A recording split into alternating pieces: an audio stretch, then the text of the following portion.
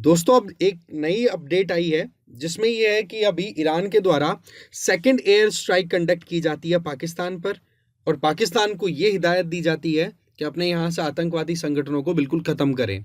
Exactly मोर और less वही problem है जो कि इंडिया को पाकिस्तान से रहती है, क्योंकि पाकिस्तान जो है वो लगातार अपने यहाँ पर इस्लाम के नाम पर या फिर अपनी खुद की इनकम के नाम पर कहीं ना कहीं टेररिस्ट ऑर्गेनाइजेशंस को फ्लोरिश होने के लिए स्पेस देता रहा है। और उसी के चलते अभी ईरान ने जनवरी में तो एयर स्ट्राइक कंडक्ट की थी, जिसके चलते जो पाकिस्तान की ज़मीन से ऑपरेट होने वाला एक टेररिस्ट ऑर्गेनाइजेशन है जिसका नाम है जैश ए अदल या जैश अल अदल भी बोल दिया जाता है। तो JAA जो है जैश ए अदल, उसके ठिकानों पर अटैक किया गया और अब दोबारा से ईरान ने उसी के ठिकानों पर अटैक किया। तो ऐसे में हमारे लिए जानना जरूरी है कि ऑर्गेनाइजेशन एक्चुअल में है क्या, दूसरा इस ऑर्गेनाइजेशन का पाकिस्तान और ईरान से क्या लेन देन है, और तीसरा क्या यहाँ पर जो एक इस्लामिक आइडिया के बेसिस पर जो कॉन्फ्लिक्ट चलता रहता है कि एक तरफ शिया मुस्लिम्स हैं, एक तरफ सुन्नी मुस्लिम्स हैं, उनके बीच में कॉन्फ्लिक्ट्स हैं। तो कुल मिलाकर के यहाँ पर इस पर्टिकुलर वीडियो में हम यही जानने की कोशिश करेंगे कि ये माजरा पूरा क्या है। तो अभी जो लेटेस्ट अपडेट है वो तो कुछ ऐसी है कि ईरान ने जो एयर स्ट्राइक अभी कंडक्ट की है पाकिस्तान के अंदर, वहां पर जैश ए अदल के लीडर इस्माइल शाह बख्श नाम का एक बंदा जो कि ड्रग पैडलर भी है, उसके द्वारा कुछ इस तरीके की एक्टिविटीज की गई जो कि ईरानियन सिक्योरिटी और एस्टैब्लिशमेंट के लिए बहुत बड़ा चैलेंज थी। तो ऐसे में ईरान के द्वारा अड्डों पर अटैक कर दिया गया जैश ए अदल के, और वहां पर बताया जा रहा है कि इस्माइल शाह बख्श के अलावा उसके और साथी लोग भी मारे गए। अब देखो, मुद्दा हमारे लिए है यहाँ पर कि एक तो ये एरिया इतना ज्यादा डिस्टेबलाइज्ड क्यों है, तो उसी से रिलेटेड एक क्वेश्चन आपके सामने, आप इसका जवाब दीजिए, मैं इसका जवाब आपको लास्ट में देता हूँ। आपको कंसीडर करना है स्टेटमेंट, और नीचे दिए हुए जो 3-4 ऑप्शंस हैं उनमें यह आइडेंटिफाई करना है कि किस एरिया को या किन कंट्रीज के कॉम्बिनेशन को आप गोल्डन क्रेसेंट के नाम से जानते हो, जो कि बहुत बड़ा ओपियम इंडस्ट्री का एक कह सकते हैं ओपियम इंडस्ट्री एरिया है, जहां पर इल्लीगल अफीम की खेती होती है, इल्लीगल वहां पर ड्रग पैडलिंग का बहुत स्कोप देखा जाता है। तो अब आपको यहाँ पर ऑप्शन एक्सप्लोर करना है और बताना है, ठीक है। चलते हैं आगे। अब देखो, मुद्दा कुछ ऐसा है कि ईरान और पाकिस्तान है ना एक लंबी बॉर्डर शेयर करते हैं, और इस बॉर्डर के दोनों तरफ में बलूच ट्राइब के लोग रहते हैं जो कि मोर और लेस सुन्नी कम्युनिटी है, ठीक है। जो आप जानते हो कि इस्लाम के 2 सेक्ट्स बने हुए हैं, एक तो शिया कम्युनिटी, एक सुन्नी कम्युनिटी। ओके, तो सुन्नी डोमिनेटेड या सुन्नीज है मेजरली ये जो बलोच होते हैं। अब पाकिस्तान की तरफ जो बलोच रहते हैं उस एरिया को तो देखो बलोचिस्तान के नाम से जाना जाता है, और वहीं दूसरी तरफ ईरान की तरफ जो बलोच रहते हैं उस एरिया को बोला जाता है सिस्तान बलोचिस्तान। तो कुल मिलाकर के देखा जाए तो इस एरिया में रहने वाले जितने भी लोग हैं वो क्या सोचते हैं कि भाई पाकिस्तान वाला हिस्सा और ईरान वाला हिस्सा मिलाकर के हमारा खुद का एक सोवरेन इंडिपेंडेंट कंट्री हो, जिसको हम बोलेंगे असली बलोचिस्तान। क्या बोलेंगे? असली बलोचिस्तान। इन सारी चीजों में शिया सुन्नी कॉम्बिनेशन, इसी में ड्रग्स का जो इशू है वो, ये सारी चीजें मिलकर के इस पर्टिकुलर एरिया को बहुत ज्यादा डिस्टेबलाइज करती हैं। अब इन चीजों को समझने से पहले हम थोड़ा सा यहाँ की ज्योग्राफी और जियोपॉलिटिकल सिचुएशन की बात करते हैं। ईरान की बात की जाए ना, तो ईरान जो है वो ईस्टर्न पोर्शन में पाकिस्तान और अफगानिस्तान के साथ बॉर्डर शेयर करता है, नॉर्थ ईस्ट में तुर्कमेनिस्तान के साथ में, इसके अलावा अजरबैजान, अर्मेनिया, टर्की और इराक इनके साथ में बॉर्डर शेयर करता है। टोटल बॉर्डर शेयरिंग कंट्रीज कितने हो गए? 7। दूसरा, ईरान के नॉर्थ में कैस्पियन सी लोकेटेड है, और ईरान के साउथ की बात करें तो साउथ वेस्ट की तरफ तो आ जाती है आपकी गल्फ ऑफ पर्शिया, ठीक है, फारस की खाड़ी। इसके अलावा आपकी यहाँ पर इस एरिया में आ जाता है आपका जो स्ट्रेट ऑफ हॉर्मज है वो आ गई, ठीक है। और इस वाले एरिया में आपका गल्फ ऑफ ओमान और थोड़ा सा गल्फ ऑफ ओमान जो कि अरेबियन सी का एक्सटेंशन है। तो इस तरीके से ईरान के चारों तरफ जो भी लोकेशंस आ रही हैं उनको हमने देखा। तो पॉइंट यहाँ पर ये आ जाता है कि ईरान वाले एरिया में जहाँ पर बलोच रहते हैं उस एरिया को बोलते हैं सिस्तान बलोचिस्तान, और जिस एरिया में पाकिस्तान में बलोच रहते हैं उसको बोलते हैं बलोचिस्तान। तो ये कुल मिलाकर के असली बलोचिस्तान का जो डिमांड है वो कुछ इस तरीके से हो रही है कि इस एरिया में जहां जहां पर भी ये बलोच रहते हैं उनको मिला करके हम हमारा पूरा एरिया बनाना चाहते हैं। अब आप देखो कि यहां पर बलोच बेसिकली कौन हुए? सुन्नी, मैंने आपको बताया, और उन्हीं के द्वारा ऑपरेट होने वाला ये एक ऑर्गेनाइजेशन है जिसका नाम है जैश ए अदल। आप देखोगे कि ईरान जो है वो शिया डोमिनेटेड कंट्री है, और अब आप यहां पर एक सिचुएशन को समझो कि शिया सुन्नी के बीच में वैसे टेंशन चलती रहती है, तो पाकिस्तान जो है ना वो यहां पर जैश ए अदल को ऑपरेट करवा करके और ईरान को डिस्टेबलाइज करने का पूरा प्लान करके चलता है।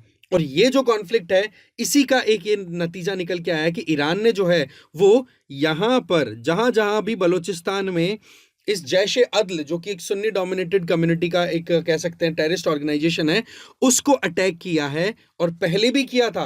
पहले तो कुछ ऐसा हुआ था जनवरी में कि पहले तो ईरान ने अटैक किया, फिर पाकिस्तान ने रिटेलिएट किया, पाकिस्तान ने भी जवाबी कार्रवाई की थी, और फिर ईरान, इन दोनों के बीच में फिर बाद में जो एम्बेसडर लेवल की जो डिप्लोमेटिक रिलेशनशिप थी वो भी लगभग खत्म हो गई थी। ईरान, पाकिस्तान ने अपना एम्बेसडर बुलवा लिया था, ईरान वाले को बोल दिया हम आपको सिक्योरिटी नहीं देंगे। पर वो बात अलग है कि फिर दोनों के बीच में थोड़ी बहुत डायलॉग स्टैब्लिश हुई। अब देखा जाए तो एक बार फिर से ईरान ने अभी 1-2 दिन पहले अटैक किया है और ये कहा कि भाई आप अपने एरिया से जो भी टेररिस्ट ऑर्गेनाइजेशंस ऑपरेट कर रहे हैं और ईरान के इंटरेस्ट के खिलाफ में जो काम करेंगे, देखो उसको हम बिल्कुल भी बख्शेंगे नहीं। और साथ में ईरान ने अपनी यहाँ पर सिक्योरिटी फोर्सेस को भी डिप्लॉय कर दिया। अब थोड़ा सा हमें यहाँ पर जानना जरूरी हो जाता है कि ये जो जैश अल अदल या जैश अदल जो है, ये एक्चुअल में है क्या ऑर्गेनाइजेशन। देखो इसकी हिस्ट्री नॉर्मली देखी जाए ना, तो पहले एक ऑर्गेनाइजेशन ऑपरेट हुआ करता था जिसको बोला जाता था जैनुदुल्ला। ठीक है, जैनुदुल्ला। उस जैनुदुल्ला ऑर्गेनाइजेशन को अमेरिका ने एक तरीके से टेररिस्ट ऑर्गेनाइजेशन डिक्लेयर कर दिया था। ठीक है, तो इस चक्कर में इसको खत्म करके और फिर एक नया ऑर्गेनाइजेशन स्टैब्लिश होता है 2012 में। मोर और लेस नाम बदल दिया जाता है और उस ऑर्गेनाइजेशन का नाम रख दिया गया जैश अल अदल या फिर जैश ए अदल। ठीक है, तो इस तरीके से जे का जन्म जो है 2012 में होता है। लीडर का जो नाम है वो आप देखोगे अब्दुल्ला मलिक रीगी नाम से इसका लीडर था, अब्दुल्ला मलिक रीगी। उसने ये ऑर्गेनाइजेशन स्टार्ट किया। टारगेट क्या था? अगेन वही कि हाँ भाई हमें हमारे बलोच कॉज के लिए फाइट करनी है। अब आपको ये तो ध्यान ही है ना कि पाकिस्तान के लिए खुद के लिए सरदर्दी है बलोच, वैसे देखा जाए तो। अगर हम पाकिस्तान की इंटरनल सिक्योरिटी की बात करें तो, क्योंकि बलोच जो हैं वो लगातार कोशिश करते रहते हैं कि हमें हमारा एरिया निकाल के दे दो, हम तो सेपरेट एक कंट्री बना करके रहना चाहते हैं, पाकिस्तान के साथ रहना ही नहीं चाहते।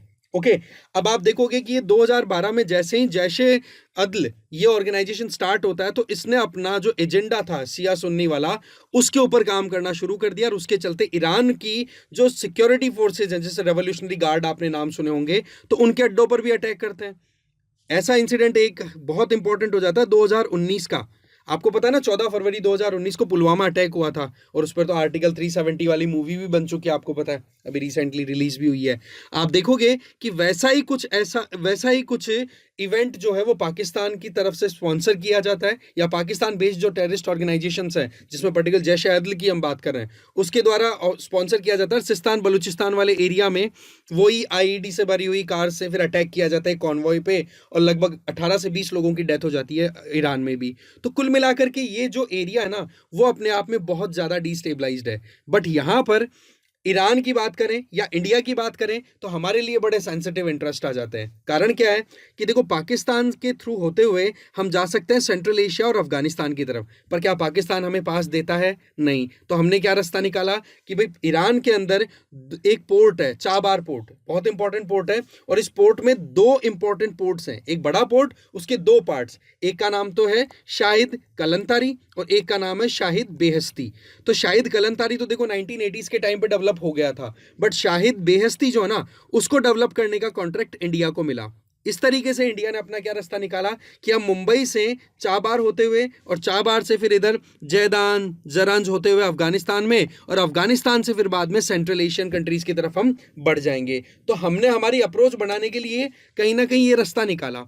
अब यहाँ पर ये जो जहादान वाला एरिया ना, ये सिस्तान बलूचिस्तान वाले एरिया में आता है, तो पाकिस्तान इंडिया के इंटरेस्ट को हार्म पहुंचाने के लिए भी कई बार यहाँ पर अलग अलग ऑपरेशंस कंडक्ट कराता है। तो वो चीज़ कहीं ना कहीं हमारे लिए भी प्रॉब्लम वाली हो जाती है। तो कुल मिलाकर के देखा जाए तो इसके इंटरेस्ट, इस पर्टिकुलर इशू से हमारे ऊपर भी देखो सीधा असर है। और इसके अलावा यहाँ पर आप ईरान को देखोगे, अफगानिस्तान को देखोगे और पाकिस्तान को देखोगे, ये एरिया ना गोल्डन क्रिसेंट के नाम से भी जाना जाता है, जो कि मैंने ऑलरेडी आपको बताया क्वेश्चन में कि यहाँ पर अफीम की खेती होती है। और उस अफीम की खेती के चलते आपको पता है ना, हमारे पंजाब में या फिर जो भी बॉर्डर एरियाज है पाकिस्तान के साथ जो बॉर्डर शेयर करते हैं, वहाँ पर कहीं ना कहीं ड्रग्स का इशू चलता रहता है। तो उसको सेटल करना भी हमारे लिए बहुत ज़्यादा ट्रिकी हो जाता है। और जहाँ पर भी ड्रग्स का काम होता है, अफीम का इस तरीके से खरीद फरोख्त का काम होता है ना, वो चीज़ें बड़ा आसानी से कहीं ना कहीं डिस्टेबलाइज कर सकती है किसी भी एरिया को। सीधी बात है, बिना मेहनत के स्मगलिंग करके पैसा कमाया जाएगा और उसका फिर मिसयूज करना बड़ा आसान हो जाता है। तो ये सिनेरियो कहीं ना कहीं बहुत ज्यादा हमारे लिए भी इशू वाला हो जाता है, प्रॉब्लमेटिक हो जाता है। बट यस, पाकिस्तान के लिए अपने आप में बहुत बड़ा चैलेंज है, ठीक है नहीं। पाकिस्तान में भी क्या है कि वहां पर भी इन बलोचों के द्वारा बलोच लिबरेशन आर्मी के नाम से और बलोच लिबरेशन फ्रंट के नाम से ऑर्गेनाइजेशंस ऑपरेट होते हैं, जो कि लगातार डिमांड कर रहे हैं कि हमें यहां से निकालो। तो देखा जाए तो ये बलोच जो हैं वो ईरान और पाकिस्तान दोनों के लिए सरदर्दी है। पर वही बात है कि शिया सुन्नी के नाम पर कहीं ना कहीं पाकिस्तान जो है वो शिया डोमिनेटेड ईरान को एक तरीके से सपोर्ट नहीं करता हुआ दिखाई देता। बट यस, अब ईरान ने अपनी तरफ से पूरे जो होता है ना कि अपना चाबुक चलाना स्टार्ट कर दिया है। और पॉइंट ये है कि भाई सीधी बात है, अब पाकिस्तान को स्ट्रिक्ट एक्शन लेने पड़ेंगे। हम भी तो यही कहते हैं, हमारे ऊपर भी जो टेररिस्ट ऑर्गेनाइजेशंस ऑपरेट करते रहते हैं, तो उनके लिए हम भी तो यही लगातार पाकिस्तान पे दबाव बनाते हैं कि भाई तुम लोग इस तरीके से काम करोगे तो कैसे हम बायलैटरल रिलेशन करेंगे। Terrorism and talks can't go in hand. तो वो चीज़ बार बार हम भी क्लियर करते हैं। तो यही चीज़ अब की बार साफ साफ कर दी है ईरान ने भी, ठीक है। अब पाकिस्तान रिटेलिएट करेगा नहीं करेगा वो समय बताएगा। बाकी पाकिस्तान की प्रॉब्लम्स कम नहीं हो रही है, ये एकदम क्लियर होता चला जा रहा है, ठीक है। इसके अलावा देखा जाए तो अब आपके लिए आपका जो सवाल का जवाब है वो लास्ट में आपके लिए है ही कि ये जो डेथ क्रिसेंट के नाम से जाना जाता है इस एरिया को, तो आपका जवाब मिल गया आई होप। और एक है death triangle south east Asia में, जहां पर म्यांमार, लाओस और थाईलैंड, यहां पर भी कहीं ना कहीं अफीम की इलीगल प्रोडक्शन होती है। और देखा जाए तो इंडिया वो है, इंडिया सैंडविच हो गया दोनों के बीच में।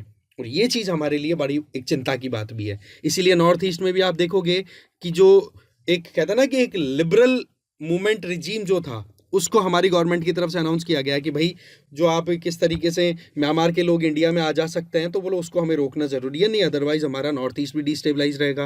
और पंजाब में तो देखो आपको पता ही है, उड़ता पंजाब जैसी मूवीज़ भी बनी हुई है जो साफ साफ कहती है कि भाई वाकई में ड्रग का जो इशू है वो बहुत ज़्यादा फैल रहा है हमारे पाकिस्तान के साथ जो बॉर्डरिंग स्टेट्स हैं उनमें, पर्टिकुलरली पंजाब वाले एरिया में। तो ये अपने आप में एक इंपॉर्टेंट डेवलपमेंट थी जिसे हमें देखना था, ठीक है। मिलते हैं फिर नेक्स्ट वीडियो में। Thank you very much.